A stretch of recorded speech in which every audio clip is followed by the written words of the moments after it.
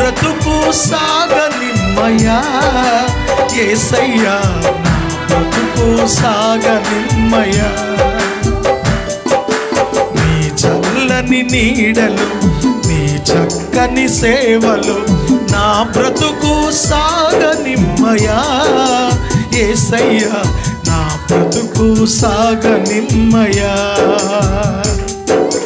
నా బ్రతుకు సాగనిమ్మయా యేసయ్యా, నా బ్రతుకు సాగనిమ్మయా. నీ చల్లని నీడలు, నీ చక్కని సేవలు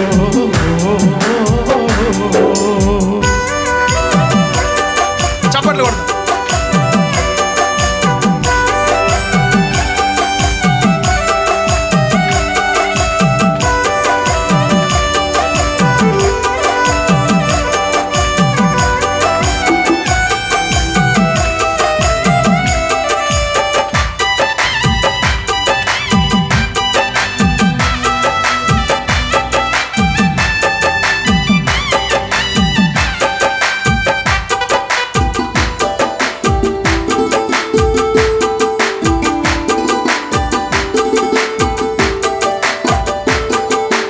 కష్టాలు ఎన్ని వచ్చినా,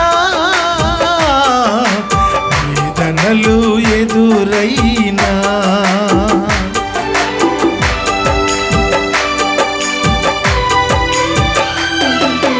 కష్టాలు ఎన్ని వచ్చినా, వేదనలు ఎదురైనా, నీ కృపా నాకు చాలు, నీ కాపుదల మేలు, నీ పరిశుద్ధాత్మతో నన్ను ఆదరించవా. నీ కృపా నాకు చాలు, నీ కాపుదల మేలు, నీ పరిశుద్ధాత్మతో నన్ను ఆదరించవా. నీ చల్లని నీడలు, నీ చక్కని సేవలు నా బ్రతుకు సాగనిమ్మయా యేసయ్యా, నా బ్రతుకు సాగనిమ్మయా. నా బ్రతుకు సాగనిమ్మయా యేసయ్యా, నా బ్రతుకు సాగనిమ్మయా. నీ చల్లని నీడలో, నీ చక్కని సేవలో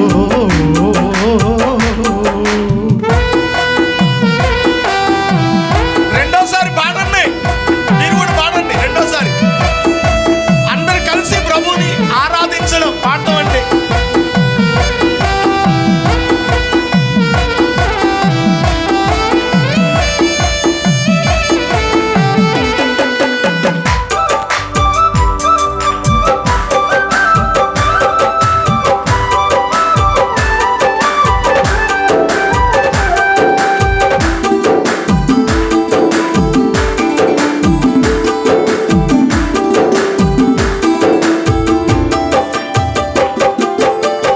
ఏర్పరచబడిన వంశము,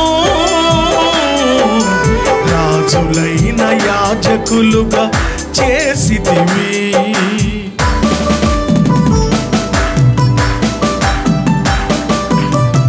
ఏర్పరచబడిన వంశము, రాజులైన యాజకులుగా చేసితివి. పరిశుద్ధ జనముగా, సొంతైన ప్రజలుగా నీ కొరకే జీవించుట నాకు భాగ్యము. పరిశుద్ధ జనముగా, సొంతైన ప్రజలుగా నీ కొరకే జీవించుట నాకు భాగ్యము. నీ చల్లని నీడలు, నీ చక్కని సేవలు నా బ్రతుకు సాగనిమ్మయా యేసయ్యా, నా బ్రతుకు సాగనిమ్మయా. నా బ్రతుకు సాగనిమ్మయా యేసయ్యా, నా బ్రతుకు సాగనిమ్మయా.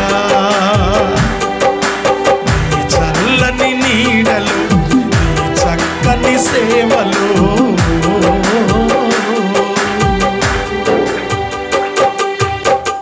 హల్లెలూయా. మరొక పాట, ఎన్నాళ్ళ ఎదురీత నా యేసయ్య అనే పాట పాడుకుందాం. కొన్నిసార్లు మన జీవితంలో పడుతున్న శ్రమలు, కష్టాలు ఎంతకీ పోకపోతే మనకు కూడా అనిపిస్తుంది, ఎంతకాలం నాకు ఈ కష్టాలు అని. కానీ ఖచ్చితంగా ఒక రోజున దేవుడు మన కష్టాలన్నీ తీర్చేస్తాడు.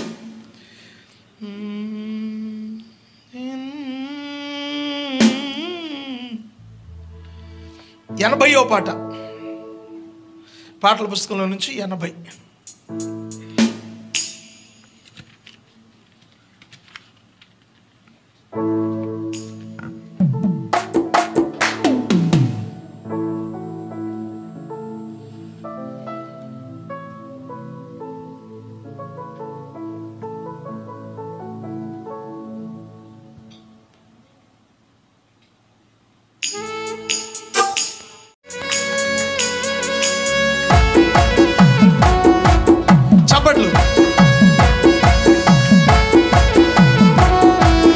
పాట పాడేటప్పుడు కళ్ళు మూసుకొని పాడుకోవాలి. అప్పుడు ఏమవుతుందంటే మన హృదయంలో దేవునితో ఆనందిస్తూ పాడచ్చు.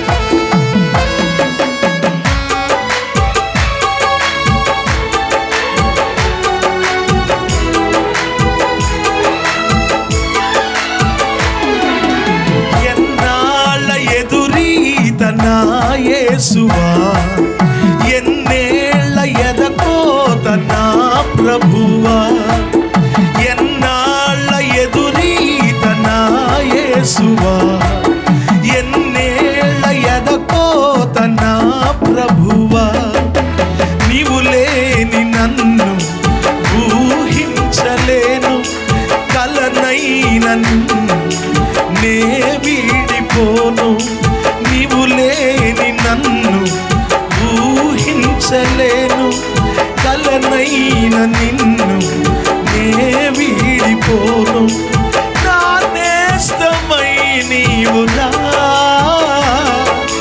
నా తోడువై నిలువగా, నా నేస్తమై నీవురా, నా తోడువై నిలువగా,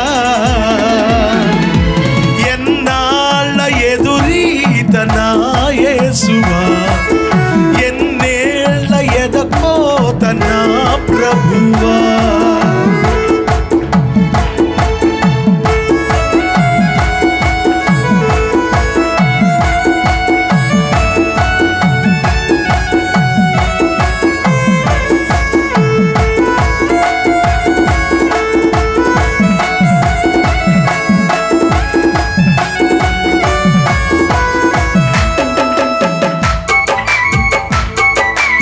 పుస్తకాలుంటే చూసి పాడండి.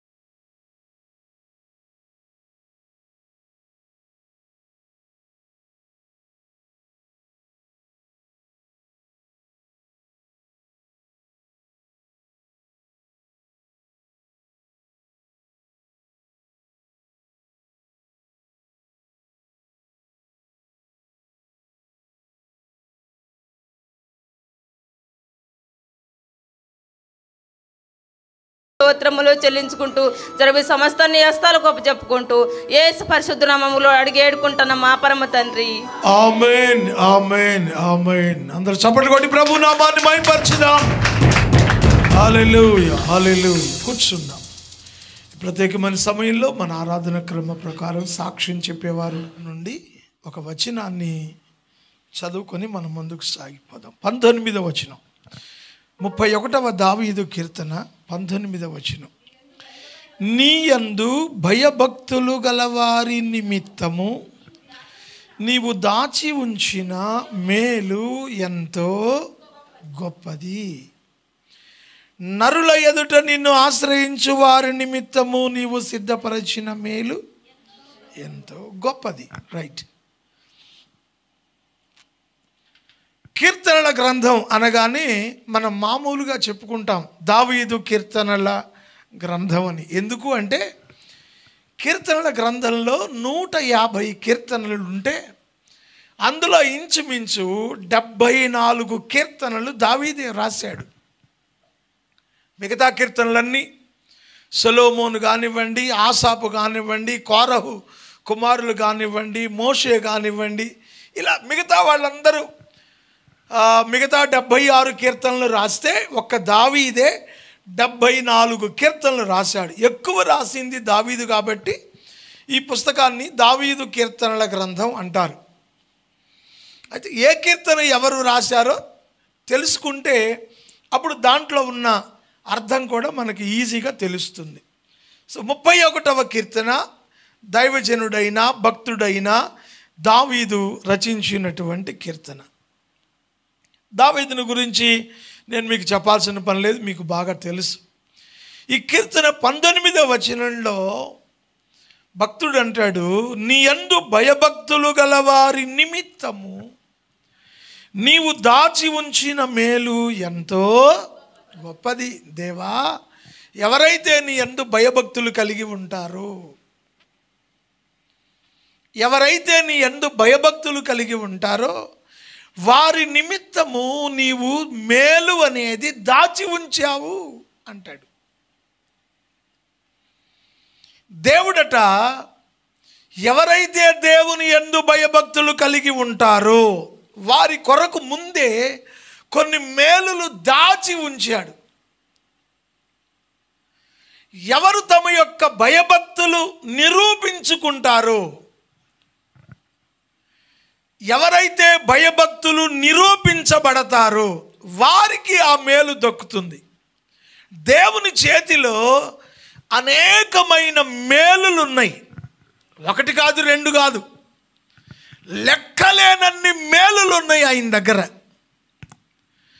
ఆ మేలు నువ్వైనా నేనైనా పొందుకోవాలి అంటే మనం అడగంగానే తీసి ఇచ్చేయడు. ఆయన యందు ఎవరు భయభక్తులు కలిగి ఉంటారో వాళ్ళని గమనిస్తాడు దేవుడు. ఎవరైతే భయభక్తులు కలిగి ఉన్నారో వాళ్లకు ఆ మేలు. ఒకవేళ ఆయన దగ్గర ఒక సంచి ఉందనుకోండి, ఆ సంచి నిండా మేలులు ఉన్నాయి. నీకు ఒక మేలు కావాలి అంటే, ప్రభువా నాకు మేలు చెయ్యి అనగానే సంచిలోంచి మేలు దేశి నీకు ఇచ్చేయడు. నీకు మేలు చెయ్యాలి అంటే ఆయన నీ భయభక్తులను చూస్తాడు. నువ్వెంతగా దేవునికి భయభక్తులు కలిగి ఉంటావో దానిని బట్టి ఆయన దాచిన మేలులు నీకు తీసి ఇస్తాడు. అందుకే కీర్తనాకారుడు 40వ కీర్తన, 40 కూడా దావీదే రాశాడు. దేవా, నా ఎడల నీకున్న తలంపులు ఎన్నో ఉన్నాయి ప్రభువా అంటాడు 40వ కీర్తనలో. మీకు ఆ మాట కూడా చూపిస్తాను ఒకసారి. కీర్తనల గ్రంథంలోంచి ఒకసారి 40వ కీర్తన కనుక తీస్తే 40వ కీర్తనలో 5వ వచనం, యెహోవా నా దేవా, మా ఎడల నీవు మా ఎడల జరిగించిన ఆశ్చర్యక్రియలు, మా ఎడల నీకున్న తలంపులు అమ్మా బహు విస్తారములు, వాటిని వివరించదననుకొంటినా అవి లెక్కకు మించినవి. ఆయన దగ్గర ఒకటో రెండో ఉంటే మనం అడిగితే ఏదో ఇద్దామా ఇవ్వద్దా అని ఒకటి తీసి ఇచ్చే దేవుడు కాదు. లెక్కలేనన్ని మేలులు ఆయన దగ్గర ఉన్నాయి. నువ్వు అనుకుంటావేమో 5 ఉన్నాయేమో 10 ఉన్నాయేమో. 5, 10 కాదు, నువ్వు లెక్కించలేనన్ని మేలులు ఆయన దగ్గర ఉన్నాయి. వాటిని మనకివ్వాలనే దేవుడు ఎదురు చూస్తున్నాడు. మన మందిరానికి వచ్చినప్పుడు ఖచ్చితంగా ప్రార్థన చేస్తాం, ప్రభు నాకు సహాయం చేయవా, ఓకే అడిగావుగా ఇచ్చేద్దాం అనుకుంటున్నాడు. అనుకునేవాడు వెంటనే ఇచ్చేయట్లేదు. ఇవ్వడానికి తగినటువంటి భయభక్తులు మనం కలిగి ఉన్నామా లేదా?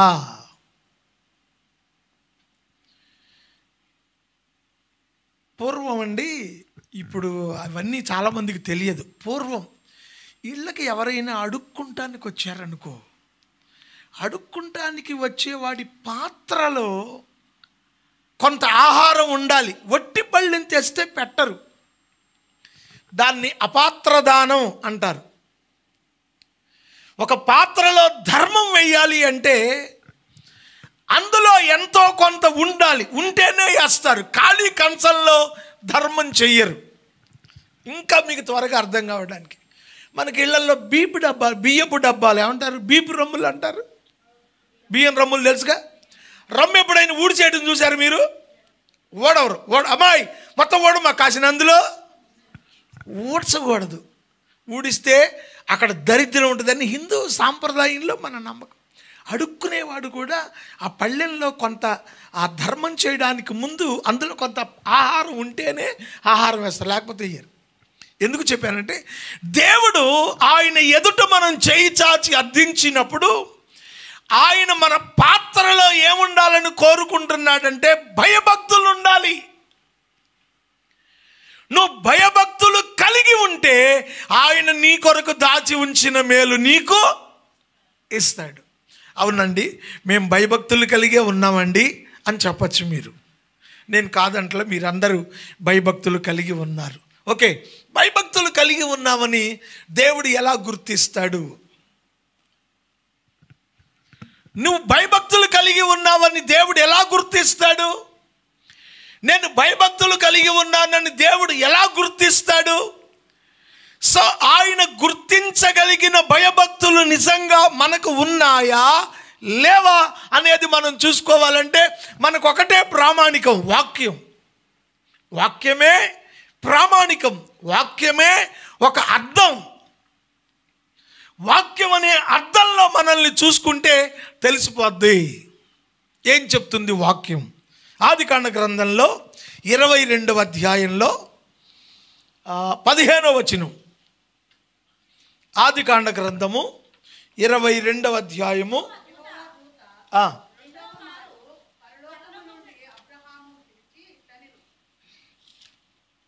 అదేనా చదువమ్మా.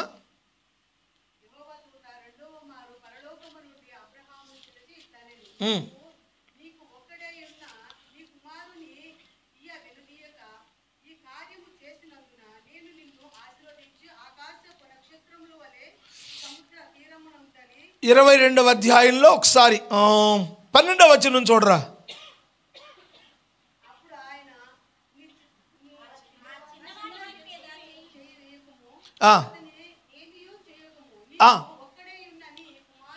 నీకు ఒక్కడై ఉన్న నీ కుమారుని నాకు ఇయ్య వెనుదీయలేదు కనుక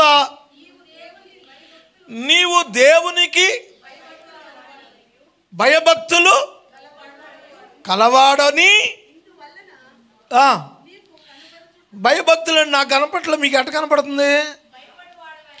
నీవు దేవునికి భయపడు వాడవని ఇందువలన నాకు కనబడుచున్నదనెను. గుర్తుపెట్టుకోండి, దేవుడు 100 సంవత్సరాల వయసులో, ఇంకొంచెం వివరంగా అర్థం కావడానికి చెప్తాను. దేవుడు అబ్రహామును పిలిచినప్పుడు 75 ఏళ్ళు ఇంచుమించుగా. ఎన్నేళ్ళు? 75 కూడా కాదు, 74 ఏళ్ళు. 74 ఏళ్ల వయసులో పిలిచి 25 సంవత్సరాలు దీవిస్తానని చెప్పాడు, కానీ కొడుకుని అయితే ఇవ్వలేదు. ఎన్నేళ్ళు? 25 ఏళ్ళు. 25 ఏళ్ళు దేవుని మీద విశ్వాసాన్ని అలాగే ఉంచాడు అబ్రహాము. 100 ఏళ్ల వయసులో కొడుకు పుట్టాడు. చూడండి ఎన్ని సంవత్సరాలు విశ్వాసంతో ఎదురు చూశాడో కొడుకు పుట్టాడు. కొంచెం ఇస్సాకు పెద్దవాడైన తరువాత ఓ రోజున దేవుడు మరలా అబ్రహాముతో మాట్లాడుతున్నాడు. అబ్రహామా, చిత్తం ప్రభువా, నీ ఒక్కడై ఉన్న కుమారుని నాకు దహన బలిగా ఇవ్వాలి అన్నాడు దేవుడు. దహన బలి అంటే నరికి ఆ రక్తాన్ని నిప్పుల మీద పొయ్యాలి. దహన బలి అంటే, దహన బలి వేరు, అపరాధ పరిహారార్థ బలి వేరు, పాప పరిహారార్థ బలి వేరు, బలులు వేరు, సమాధాన బలి వేరు. ఇందులో దహన బలి అంటే ఏంటి? బలి పశువును తల నరికి ఆ రక్తాన్ని బలిపీఠం మీద ఉన్న నిప్పుల మీద చెప్పండి పొయ్యాలి.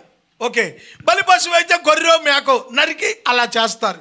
ఇప్పుడు దేవుడు అబ్రహాముని అడిగాడు, నీ ఒక్కడై ఉన్న కొడుకుని తెచ్చి నాకు మోరియా పర్వత దహన బలిగా ఇవ్వాలి అన్నాడు. ఏ తండ్రి అయినా ఇష్టపడతాడా? మనమే అనుకుందాం, ఇష్టపడతాడా?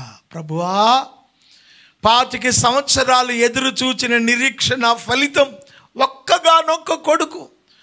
ఓ 10 మంది కొడుకులుంటే ఒకడిని నీకు ఇవ్వడానికి నాకేం అభ్యంతరం లేదు. ఉన్నదే ఒక్క కొడుకు, వాడిని తీసుకొచ్చి నీకు బలి ఇమ్మంటున్నావు. పోనీ నీకు నజీరు చేయమంటే నాజీరు చేస్తా, బతికినంతకాలం నీ సేవ కంటే వదిలేస్తా. కానీ నువ్వు దహన బలి ఇమ్మంటున్నా, నా చేతులతో నా కొడుకు తల నరికి మెడ నరికి ఆ రక్తాన్ని నా చేతులతో బలిపీఠం మీద పోయడం ఒక కన్న తండ్రిగా నా వలన అవుతుందా? దేవుడు గమనిస్తున్నాడు. అబ్రహామా, నీ కొడుకును నాకు దహన బలిగా ఇవ్వాలి. అబ్రహాంలో ఉన్న గొప్పతనం ఏంటంటే, చిత్తం ప్రభువా, అలాగే ఇస్తాను అన్నాడు.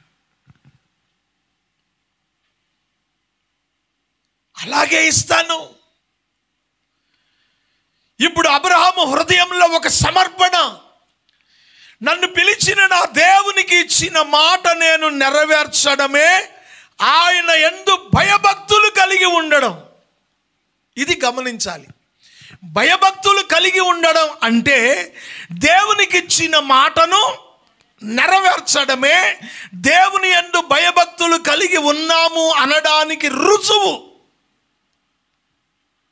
సాధారణంగా భయభక్తులు కలిగి ఉన్నాము అనేది సమాజంలో మనం ఎలా చూస్తాము? దేవుని సన్నిధిలో మన పిల్లలు మోకరించారనుకో, మా పిల్లలకి ఎంత దేవుడు అంటే భయభక్తులు చూడండి, చిన్నప్పటి నుంచి వాళ్ళు దేవుని సన్నిధిలో మోకరించి ప్రార్థన చేస్తున్నారు.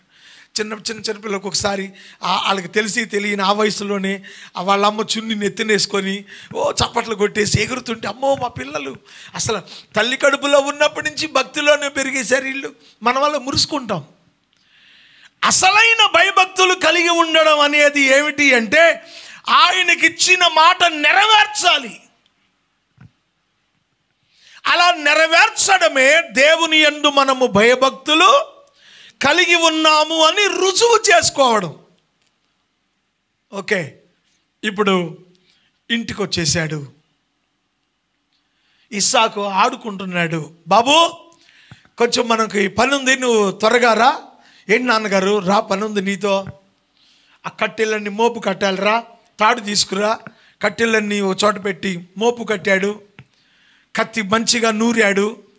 నిప్పులు రాసపెట్టి ఓ కొండలో నిప్పుల్లో వేసుకున్నాడు. ఏంటి నాన్నగారు? మనం దేవునికి మొక్కి రావాలి, దేవునికి బలి ఇచ్చి రావాలి అన్నాడు. కొడుకుతో చెప్పాడు. సో తండ్రి కొడుకులు ఇద్దరు కూడా బయలుదేరాలి. పనివాడితో చెప్పాడు, గాడిదలు సిద్ధం చేయి, మనం వెళ్ళాలి.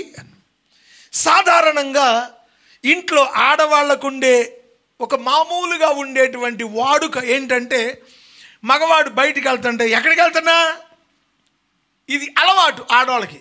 ఊళ్ళో ఉన్నా సరే ఇంట్లోంచి బయటికి వెళ్తుంటే ఈ ప్రశ్న కామన్గా వస్తుంది అనమాట, ఎక్కడికి వెళ్తున్నా అని అడుగుతారు. సో కాబట్టి నేను అనుకుంటున్నాను, షారా కూడా అడిగి ఉంటుంది, ఏమండి ఎక్కడికి వెళ్తున్నారు?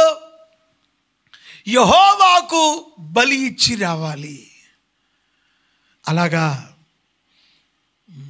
మరి ఏది బాబు, నువ్వే ఉన్నారు, బలి పశువు ఏది?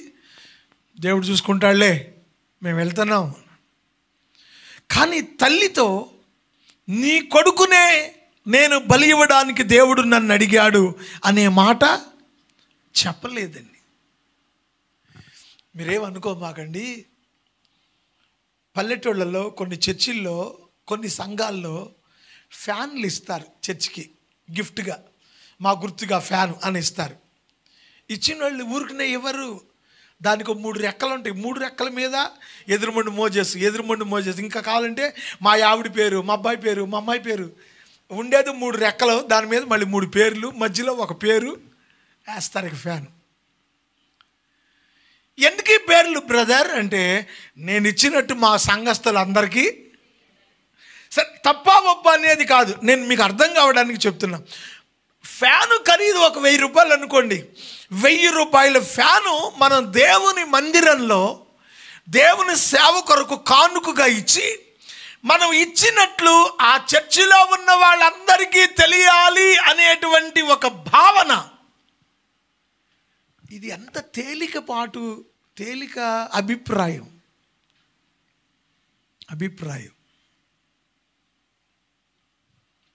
దేవుని కొరకు మనం ఏదైనా చేస్తే అది ఎవరికి తెలియక్కర్లేదు. దేవునికి స్తోత్రం చెప్పండి. ఆయనకి తెలిస్తే చాలు నువ్వు చేసేదేంటో. నీకేం చెయ్యాలో దేవుడది చేస్తాడు. ఇంకా కొంతమంది అయితేనండి, వాళ్ళు ఇచ్చిన ఫ్యాన్ కింద అసలు ఎవరిని కూర్చొనియ్యరు. పల్లెటూళ్ళలో ఇలాగే ఉంటుంది. మేము ఇచ్చిన ఫ్యాన్, వాళ్ళు వచ్చేదాకా ఫ్యాన్ కింద ఖాళీ అట్టాగే. అలాంటి వాళ్ళు కూడా ఉంటారు. అబ్రహాము ఎంతగా దేవునికి భయపడుతున్నాడో చూడండి. తన భార్యకు చెప్పలేదు. ఎందుకో తెలుసా? ఒకవేళ ఈ మాట నా భార్యతో చెప్తే కొడుకుని లాక్కుని గట్టిగా కౌగులించుకొని 9 మాసాలు మోసి కంపెడు కండలు వేసుకుని కన్నది నేను, నీ సొమ్మేం పోయింది, నా కొడుకును బలి అడగడానికి ఆయన ఎవరు, ఇవ్వడానికి నువ్వెవడో, నా కొడుకు అని అడ్డం తిరుగుద్దేమో అనుకున్నాడేమో. బైబిల్లో లేదు, మీకు అర్థం కావడం కొరకు కొంచెం విపులంగా చెప్తున్నాను. అనుకున్నాడేమో, చెప్పలేదు భార్యకు. ఇది కదా దేవునికి భయభక్తులు కలిగి ఉండడం అంటే. దేవుడు చూస్తున్నాడు. అబ్రహామా, నీ కొడుకును బలిస్తావా?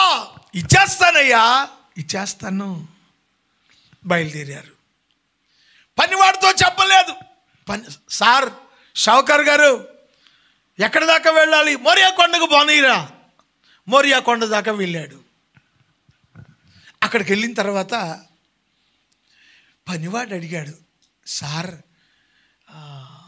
వచ్చేసా మోరియా పర్వతానికి, అయితే నువ్వు ఇక్కడే ఉండు, నేనును నా కుమారుడను యెహోవాకు మ్రొక్కి మరలా వస్తాము అన్నాడు. మీరు చూస్తారా ఆ మాట?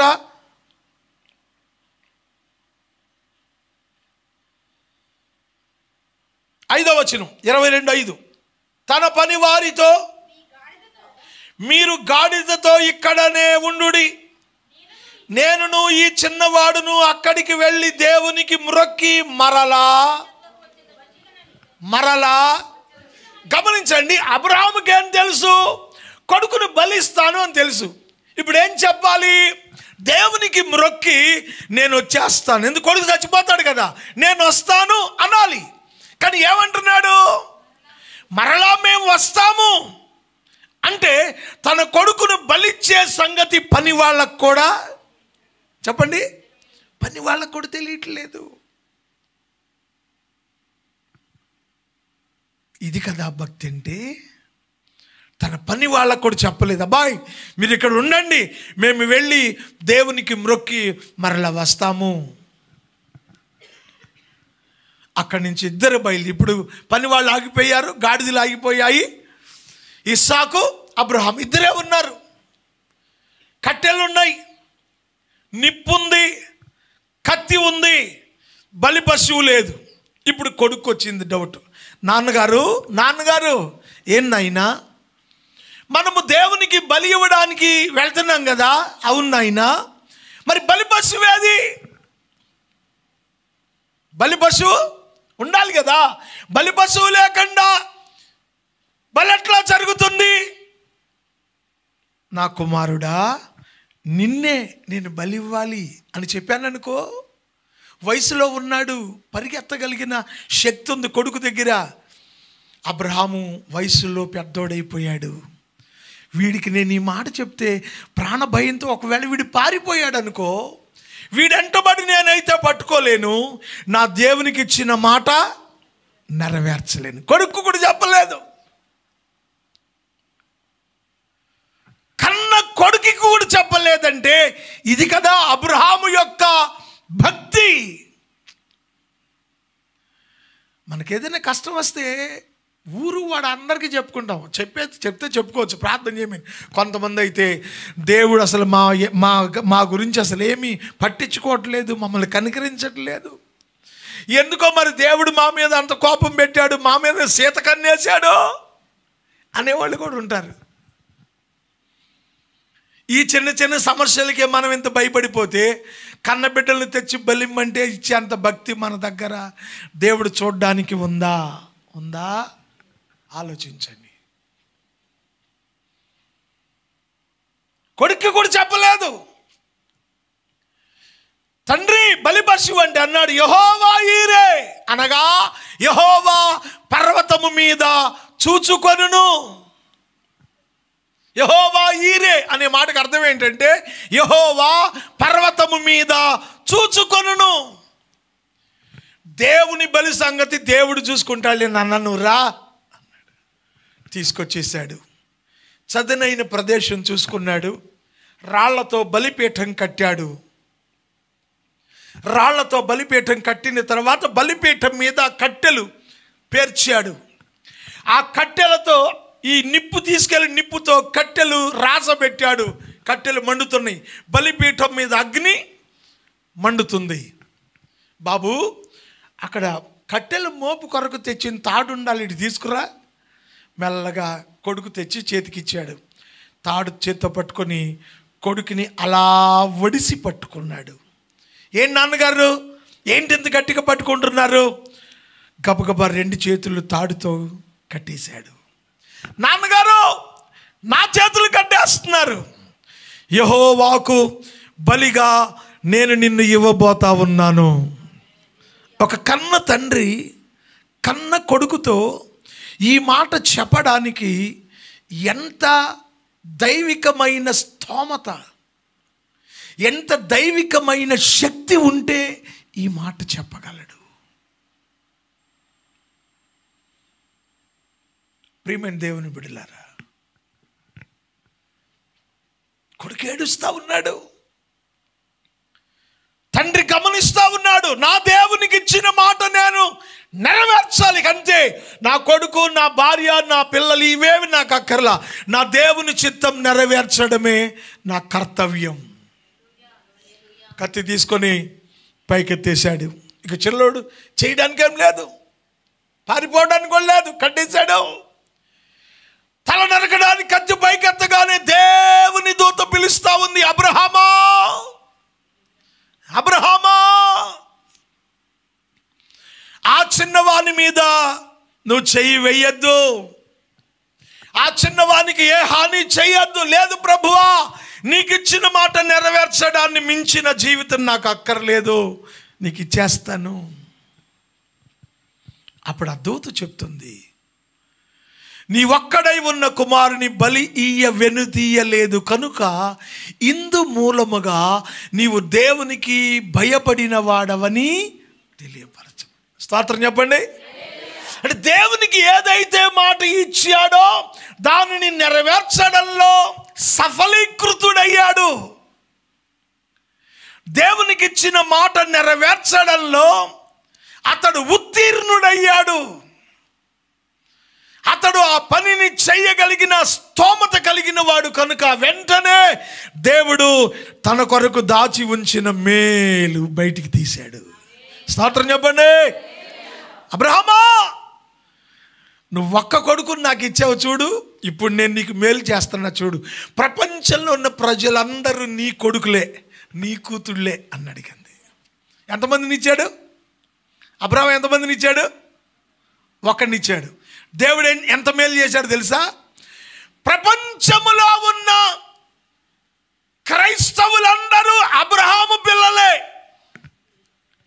ఇశ్రాయేలీలు, యూదులు అందరూ అబ్రహాము చెప్పండి పిల్లలే.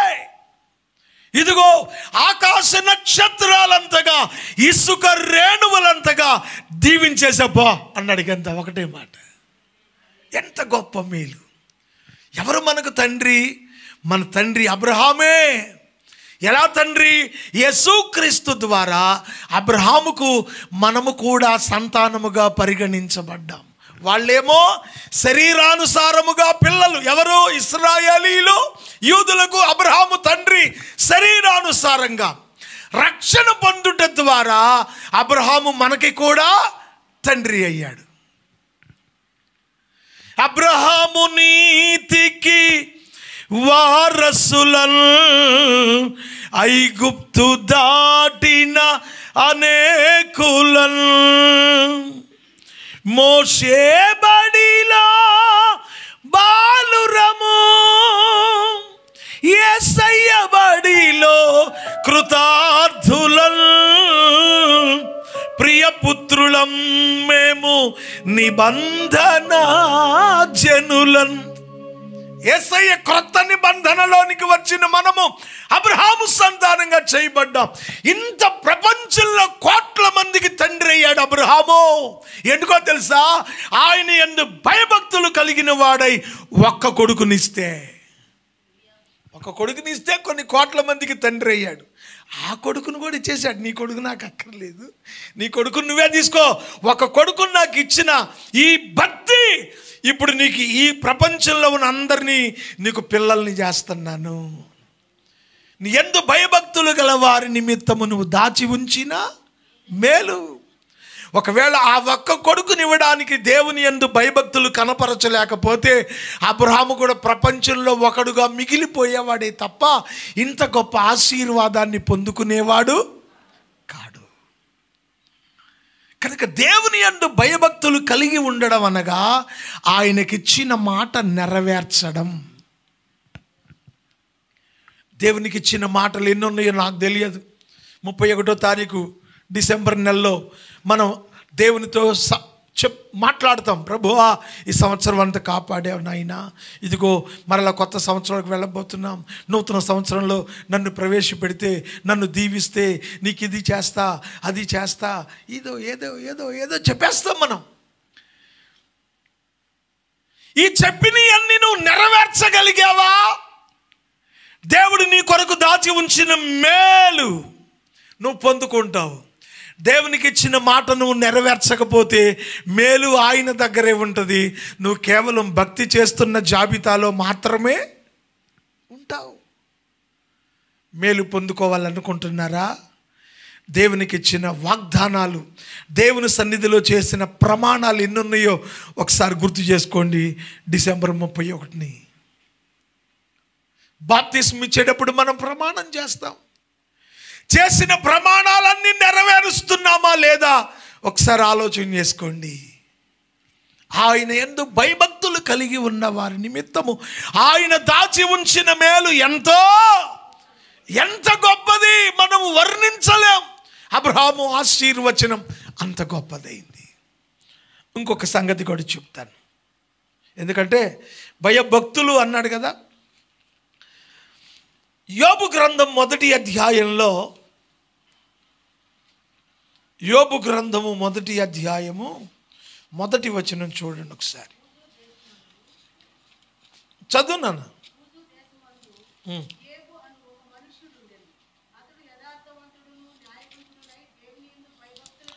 అతడు యథార్థవంతుడును న్యాయవంతుడునై ఉండి దేవుని యందు భయభక్తులు కలిగి చెడుతనమును విసర్జించినవాడు. దేవుని యందు భయభక్తులు కలిగి ఉండడం అంటే ఏమిటి? ఇక్కడ చెడుతనమును విసర్జించడం. దేవుని యందు నేను భయభక్తులు కలిగి ఉన్నాను అనడానికి దేవుడు నాలో ఏం చూస్తాడు? చెడుతనాన్ని విసర్జించానా లేక చెడుతనాన్ని కొనసాగిస్తున్నానా? నా ప్రొఫైల్ దేవుడు చూస్తాడు. నేను ఒక్కడనే కాదు, అందరినీ చూస్తాడు ఆయన. నువ్వు దీవించబడాలనుకుంటే, దైవిక ఆశీర్వాదం నువ్వు అనుభవించాలనుకుంటే, ఊసు దేశంలో యోబును ఎంతగా దీవించాడో మీరు ఆ అధ్యాయం చదువుకుంటే తెలుస్తుంది మీకు.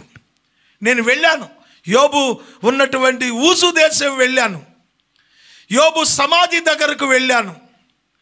ఇంచుమించుగా 250 కిలోమీటర్లు పైబడి ప్రయాణం చేస్తే అంత ఎడారే, ఒక్క మొక్క లేదు, అంత భయంకరమైన ఎడారి. గొప్ప సంగతి ఏంటంటే యోబు గారు ఊరు వచ్చేటప్పటికి అక్కడ మొదలవుతాయి పచ్చని చెట్లు, పచ్చని తోటలు, కూరగాయలు, ఫలాలు అన్నీ ఉంటాయి. దాన్ని సలాలా అంటారు, ఆ ప్రాంతాన్ని సలాలా అని పిలుస్తారు. మస్కట్లో ఉన్నది, ఒమాన్ కంట్రీలో. యోబుకు ఆ కాలంలో ఒంటెలు, గాడిదలు ఆస్తి ఎలాగైతే ఉందో ఇప్పుడు కూడా మనం అక్కడికి వెళ్తే సాయంత్రానికి మనం పల్లెటూళ్ళలో బరిగొడ్లన్నీ ఇంటికి ఎట్లా వస్తాయో ఒంట్లన్నీ అలాగొస్తాయి. విస్తారమైన ఒంటెలు, విస్తారమైన పచ్చని పొలాలు. ఎలా ఉంటుందంటే సలాలా మనం వెళితే, ఈస్ట్ గోదావరి వెళ్తే ఎలా ఉంటుందో యోబు గారు ఊరు వెళ్తే ఇవాళ కూడా అలాగే ఉంటుంది.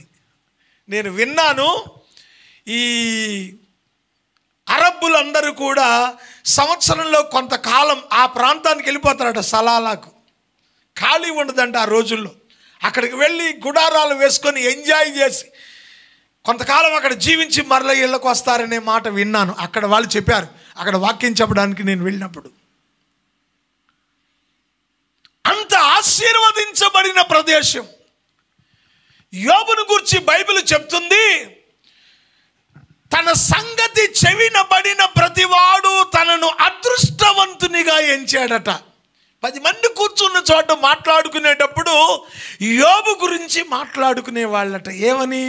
యోబా, యోబుకేంట్లేరా పట్టిందల్లా బంగారం, దేవుడు ఆడి పక్షంగా ఉన్నాడు, ఆడి ఏది పట్టుకుంటే అది బంగారం అయిపోద్ది అని జనం చెప్పుకునే వాళ్ళంట. ఎందుకు అంతగా యోబును ఆ ఊసు దేశంలో దేవుడు దీవించాడు అని మనం ఆలోచన చేస్తే, ప్రియమైన దేవుని బిడ్డలారా, అతడు చెడుతనమును విసర్జించినవాడు. దేవుని యందు భయభక్తులు కలిగి ఉండడం అంటే చెడుతనాన్ని విసర్జించడం.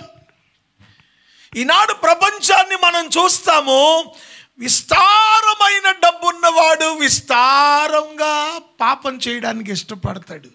డబ్బు జల్సాగా ఖర్చు పెట్టేసే వాళ్ళని మనం చూస్తూ ఉంటాం. ఏంటి అంటే ఈ డబ్బు అంతా ఏం చేసుకోవాలరా, ఇక్కడ ఖర్చు పెట్టకపోతే మా చచ్చాకేముందిరా అని బతికేసేవాళ్ళు మనం చూస్తున్నాం.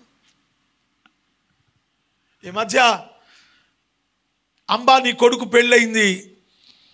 ఆయన వేసుకున్నటువంటి బట్టలు కానీ, ఆయన ఒంటి మీద పెట్టుకున్న ఒక డిజైన్ ఫ్లవర్, వజ్రాలతో పొదగబడిన ఆ ఫ్లవర్ 14 కోట్లంట. ఏదో ఒక చిన్న బిళ్ళ లాంటిది పెట్టాడు, అది వజ్రాలతో పొదిగారంట. 14 కోట్లు. వాళ్ళ కోడలు వేసుకున్న డ్రెస్సు 3000 కోట్లంట. అంత డబ్బు ఉంది ఖర్చు. మన డబ్బు ఉంది కాబట్టి వాళ్ళని తక్కువగా చేసి మాట్లాడాలి. నేనేదో అంబానీనో కొడుకునో కోడలనో తప్పు చేసి మాట్లాడట్లా, తక్కువ చేసి. డబ్బు ఉన్నా కూడా చెడుతనాన్ని విసర్జించి పవిత్రంగా ఎవడు బ్రతుకుతాడో వాని కొరకు దాచి ఉంచిన మేలులన్నీ దేవుడు వానికి దయచేస్తాడు. హల్లెలూయా. డబ్బు ఉండడం తప్పు కాదు, డబ్బు కలిగి కూడా భక్తి చేయడం అనేది గొప్ప సంగతి. యోబు గురించి మనం చదివితే, ఊసు దేశంలో అతని వంటి ధనవంతుడు ఇక లేడు, ఆయన కూతుళ్ళంత అందగత్తెలు లేరు అని ఉంది. యేసు ప్రభు పుట్టినప్పుడు జ్ఞానులు వచ్చారు కదా, అందులో ఒకడు సలాలా నుంచే వచ్చాడట. అక్కడ సాంబ్రాణి ఫేమస్, సలాలాలో సాంబ్రాణి ఫేమస్. అక్కడ సాంబ్రాణే యేసు ప్రభు దగ్గరకు తెచ్చారనేది చరిత్రలో చెప్తుంది. అక్కడే యోసేపు తండ్రి సమాధి కూడా ఉంది. అక్కడే మన యోసేపు అంటే మన మరియమ్మ భర్త, వాళ్ళ నాన్న సమాధి కూడా అక్కడే ఉంది, సలాలాలోనే. ప్రియమైన దేవుని బిడ్డలారా, విస్తారమైన ఆస్తి కలిగి కలిగిన వాడు. ప్రజలలో యోబును గూర్చి ఆయన సంగతి చెవినబడిన ప్రతివాడు అదృష్టవంతునిగా ఎంచాడట. ఇంకా బైబిల్ చెప్తుంది, యోబు అంటాడు, నేను వేసిన అడుగెల్లా పాలలో పడెను, నేతిలో పడెను అంటాడు.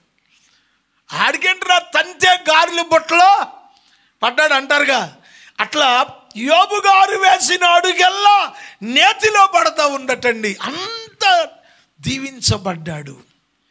తన ఆస్తి, ఆరోగ్యం, పిల్లలు అందరూ చచ్చినా రెట్టింపు ఆశీర్వాదాన్ని మళ్ళీ సంపాదించుకున్నాడు. ఎందుకని?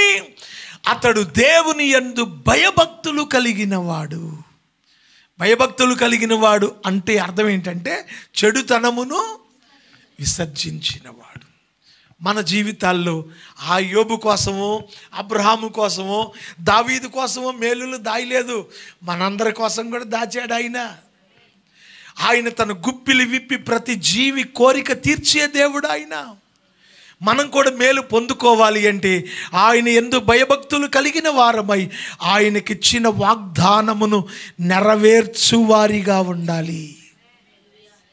ఆయన యందు భయభక్తులు కలిగిన వారిగా ఉండడం అంటే చెడుతనమును విసర్జించేవారిగా, చెడుతనాన్ని అసహించుకునేవారిగా, చెడుకు దూరంగా బ్రతికేవారిగా ఎప్పుడైతే మనం ఉంటామో, నిజంగా దేవునికి భయభక్తులు కలిగిన వారిగా ఎంచబడతామో, అప్పుడు దేవుడు మన కొరకు దాచి ఉంచిన ప్రతి మేలు మనకు దయచేస్తారు. అట్టి కృప దేవుడు మనకు అనుగ్రహించునుగాక. ఆమేన్. వాక్యం కొరకు చిన్న ప్రార్థన చేద్దాం. తలలు వంచి కన్నులు మూసుకోండి. సకల ఆశీర్వాదములకు కారణభూతుడా, సర్వాధికారి, సర్వశక్తిమంతుడా, ఘనుడా, గొప్ప దేవా, దావీదు నోట నుండి పలికించబడిన మాట, నాయనా నీ యందు భయభక్తులు గల వారి నిమిత్తం నువ్వు దాచి ఉంచిన మేలు ఎంతో గొప్పదన్నాడు.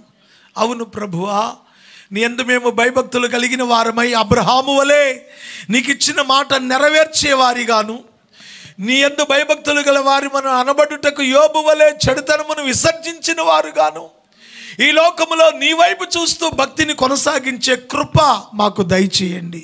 విత్తబడిన వాక్యాన్ని నూరంతలుగా ఫలింప చేయండి. నీ ఉన్నతమైన కృపా కటాక్షాలు మాకు అనుగ్రహించి దీవించమని మా ప్రభువును ప్రియరక్షకుడైన యేసు ఘననామంలో ప్రార్థిస్తున్నాము తండ్రి. ఆమేన్. ఆమేన్.